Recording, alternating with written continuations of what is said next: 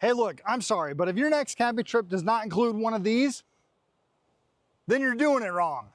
All right, now check this out. This is a Water Blaster 2000, just kidding. It's a water gun with a cool carnival right here. And the thing that I noticed right out of the gate is how you fill this up. Remember those water guns when we were kids that you could fill up, that you had to pull the little thing out and then stick under the faucet and wait, just a minute, just a minute.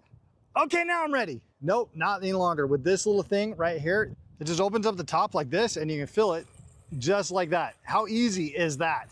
Right? No more are we pulling the top out and saying, hold on, time out, guys, everybody, wait.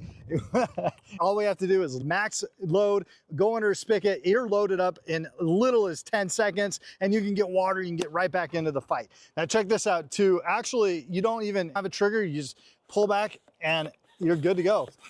It shoots probably up to about 30 feet, and you just have to pump and go boom, boom, boom, boom, boom, boom, boom, boom, boom, boom, boom, boom, boom, boom, boom, boom, boom, boom. Right? Your finger's not going to get tired squirting the gun. Your arm might get tired of pumping it, but just switch arms. Stay in the fight. As long as you can, stay in the fight. Stay as long as you can.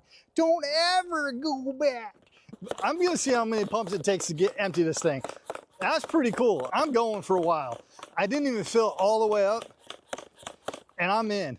Whoever's on the other end of this is getting soaked, that's for sure.